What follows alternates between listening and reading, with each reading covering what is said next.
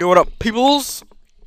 It's your boy, xEBreezY, and I got my amazing running settings tutorial for y'all. So basically, what I have here is a scenery with some spheres that I just made. I just made really quickly, really rough draft. And you see, like, I pre-rendered out. First thing that you notice is we have these squares here. We want to get rid of those. And then, if you look very closely on the spheres, we have some anti-aliasing. And what that is, it's just like it's like it'll make it a little bit low quality on some spots of the sphere, like where I go around with my cursor, you can see it. And right here, you can see it. Where else? Right here, you can see a lot of it actually. And we want to get rid of that. And of course, we want to like even make this more beautiful by putting in some global illumination and some ambient occlusion, maybe even some color correction. So let's get to it. So first thing we want to do here is go over to running settings, and we're going to start off with general, and we're going to work our way down. Alright, so you want to make sure you have on full render, not software preview, not hardware preview, not Cinnamon, full render. That's all you want. And I'm just, hold on, I just delete these real quick. Yeah, that's all you want, it's full render. Alright, then we're going to go over to output. You want to change the width and the height from to 1280 by 720, and I use pixels, by the way, pixels. But of course, if you know how to get this with something like centimeters or whatever, you can of course try that out. Alright, then everything else you don't have to change over here. This will just all go by itself when you change this to 1280 by 720. But down here, the current frame, if you're using a picture, which I'm using right now, you want to use, you can just use current frame. It doesn't really matter what frame you're using, unless you want to, get a certain part. Then we can like go over to like number 5 or something. We're gonna start off over here. Where was it? Right here. And let's see. But if you're like making an animation, you wanna click this and go into all frames.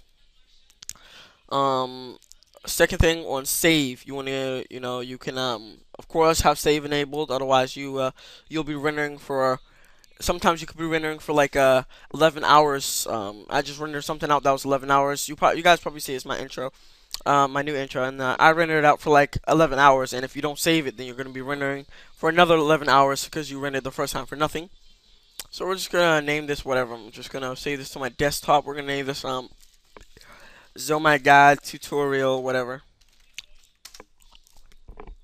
Alright, and if you're using a picture, you want to use you can use a JPEG, but if you want to edit it with no problems in say Photoshop, you want to use Photoshop PSD. Now say in Photoshop we have something like we have a YouTube background that we're making in Photoshop, and well, oh no, never mind, I'm not gonna go with that right now. I'll probably do a different tutorial on that. So like I'm saying, if you want to use a picture, just use Photoshop PSD. But if you're using to make an animation, the best thing to do is use QuickTime Movie. I would use a AVI movie. I mean, you could use it, but it just takes up so much room on your computer, so I don't really mess around with that. I usually just stick with QuickTime Movie. Um, Multipass, you don't have to do anything with that. Anti-aliasing, I was talking about this before we got started with this tutorial. What you want to do is change the geometry to best, and the max level here you want to change from 4x4 to 2x2. Alright. That should take care of the anti-aliasing. It might make your rendering take a couple of seconds longer. But then we're going to go down to options, and over here where it says ray depth, you're going to change that to 6. Reflection depth, you're going to change that to 2. And shadow depth, you're going to change that to 6. And that'll speed up your rendering right there, and it won't really do a lot with your the picture quality. It won't like size it down or anything. Alright, now I'm gonna go on. We're gonna put in some ambient occlusion. Ambient occlusion, I don't really have anything for that, but like it will, like, say we have our maximum ray length on 130 centimeters and our contrast on 30, then our rendering will take pretty long. So I just usually leave like the maximum ray length at like 100 and the contrast at 10. yeah, that's basically it for that. Effects, you wanna go back down to effect, and we're gonna track in some global illumination. And the GI mode here, you're gonna change that to RI plus QMC still image. That'll speed it up the process. And the gamma, you wanna change that from 1 to 2.2. That'll also speed up the process. And global illumination. If you don't do this, your rendering will take very long, especially with global illumination. But global illumination does give you that good effect. After you don't this, you're gonna go to Irradiance, whatever that says, the second tab right here. And basically, everything they have here, you see medium, medium, less square, least squares, medium, none, weak. Everything that has like medium and weak on it, you want to change that one level down than already is. So look what I'm doing basically. Basically, we're going to sit here medium. We're going to change it one down to low. Medium, one more down to low. Least squares, you don't want to do anything with that. But smoothing, one more down, that's weak. And weak, one more down is minimum. And that'll also speed up a process. For the rest, you don't have to do anything with that. And color correction, I'm not really sure what would speed it up. I'm still trying to figure that out, but I usually just play around with these with the saturation, the brightness, and the contrast. You can play around with those a little bit, and that's basically it. That's basically my rendering settings for picture and for animation. So if we just pre-render this, if it takes too long, I'll just pause the video and we can come back.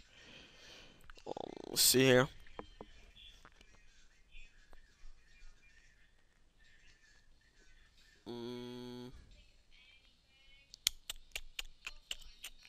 Yeah, hold on. I'll pause the video and we'll come back. What up? We're back, and this is basically what we made looks like. You know, we have the balls with the blue streak and all that, and it went from looking nice to looking amazing. So y'all know how it is. Basically, there's not much else to say. The only thing I will tell you that if we have something in like a sphere, and say we have in one sphere, spheres, circle, whatever, ball, and the